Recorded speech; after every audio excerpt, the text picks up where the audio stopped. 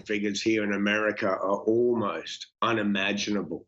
More than 22 million people have gone on the dole in the last month. That's virtually the entire population of Australia has gone on the dole in the last 3 weeks. And what we've just seen is that there was a $2 trillion stimulus package that was put together a couple of weeks ago.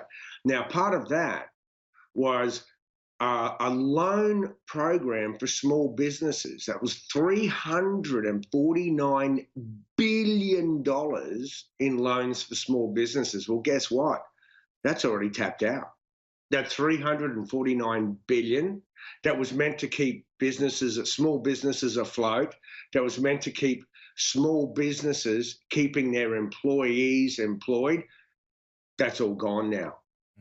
And what we've seen as of today, America's 2 largest cities, both New York and here in Los Angeles, plus the capital, Washington, D.C., have declared that the stay-at-home orders or the lockdown is going to continue for at least another month.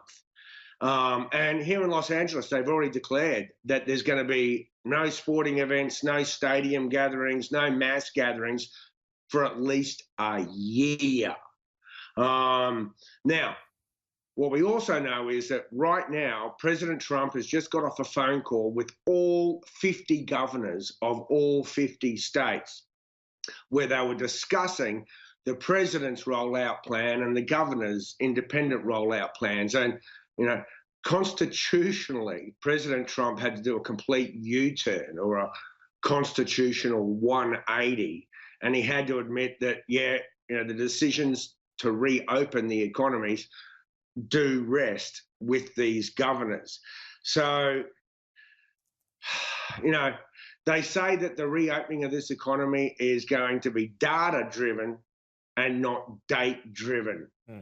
But there just seems to be very little end in sight. Yeah, Michael, Donald Trump is about to deliver what he says is a huge announcement in about 15 minutes from now. He's going to be delivering that from the White House. I think that's going to relate to him wanting to reopen the United States and put some pressure on the state governors. He's already made some big announcements this week, obviously relating to halting that funding to the WTO. Seems driven about his fears over China, right? Mate, so what we heard just a day or two ago is the President of the United States announced that he's putting a freeze or is suspending America's funding of the World Health Organization, a United Nations institution, right in the middle of a pandemic. Right when the WHO needs it most, he's going to freeze their funding. Why? Because, yes, he thinks that, there's been a cover-up and mismanagement within the World Health Organization that either knowingly or unknowingly enabled China to mask the true depth of the horror of the coronavirus within Chinese borders.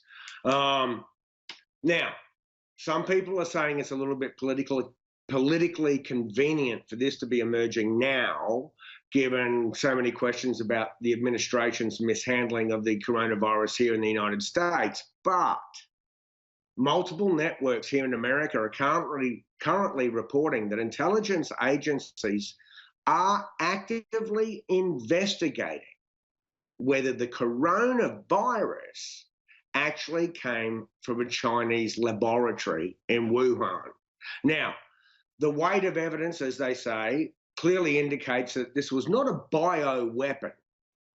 But what they're looking at is that in Wuhan, there's this disease lab that a couple of years ago the American embassy expressed concerns about, where they believe that perhaps a Chinese scientist contracted this virus from a bat and then accidentally walked that virus outside the door.